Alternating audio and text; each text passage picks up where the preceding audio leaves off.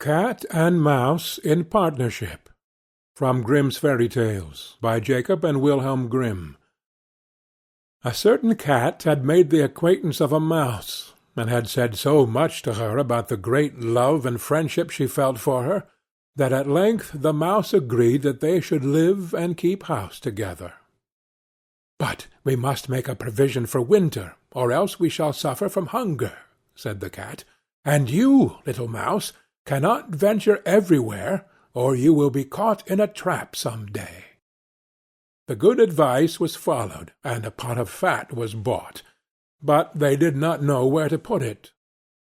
At length, after much consideration, the cat said, "I know no place where it will be better stored up than in the church, for no one dares take anything away from there.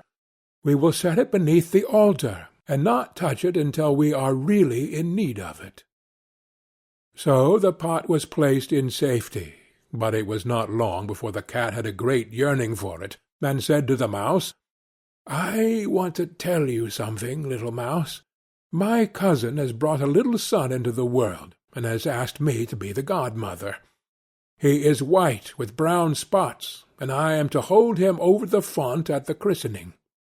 Let me go out to-day, and you look after the house by yourself." "Yes, yes," answered the mouse, "by all means go, and if you get anything very good to eat, think of me. I should like a drop of sweet red christening wine myself." All this, however, was untrue. The cat had no cousin, and had not been asked to be godmother. She went straight to the church, stole to the pot of fat, began to lick it, and licked the top of the fat off.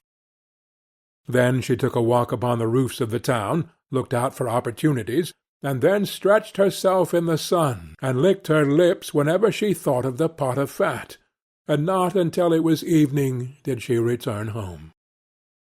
"Well, here you are again," said the mouse. "No doubt you have had a merry day."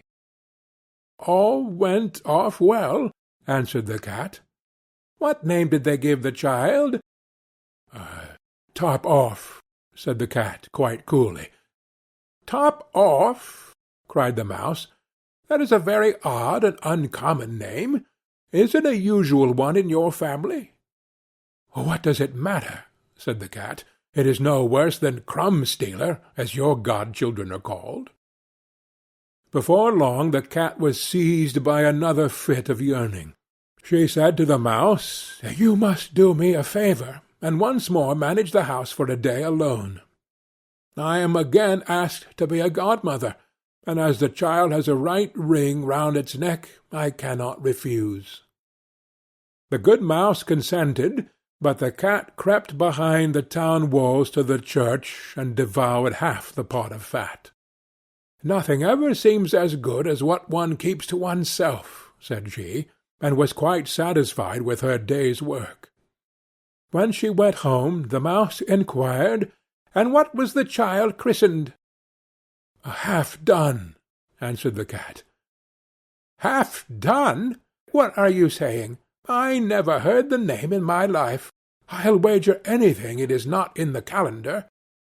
The cat's mouth soon began to water for some more licking. "All good things go in threes," said she. "I am asked to stand godmother again.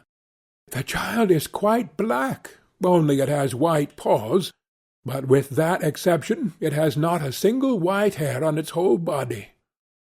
This only happens once every few years. You will let me go, won't you?"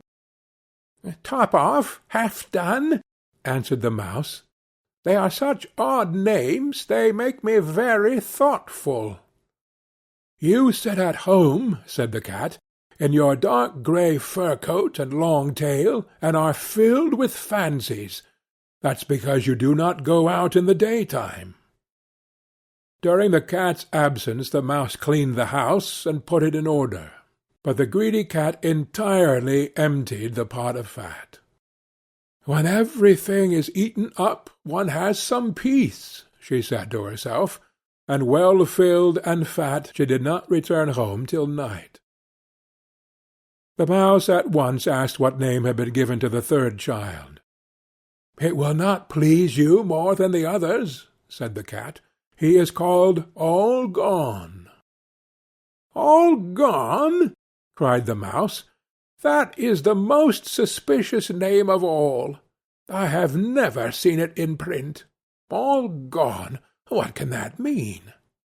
And she shook her head, curled herself up, and lay down to sleep.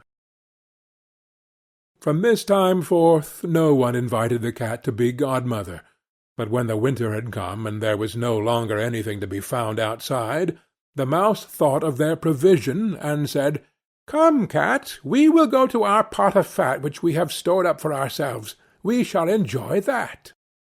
"Yes," answered the cat, "you will enjoy it as much as you would enjoy sticking that dainty tongue of yours out of the window." They set out on their way, but when they arrived the pot of fat certainly was still in its place, but it was empty. "Alas!" said the mouse, "now I see what has happened. Now it comes to light. You are a true friend. You have devoured all when you were standing godmother. First top off, then half done, then—" "Will you hold your tongue?" cried the cat. "One word more, and I will eat you too." All Gone was already on the poor mouse's lips. Scarcely had she spoken it before the cat sprang on her, seized her, and swallowed her down. Verily, that is the way of the world. End of Cat and Mouse in Partnership,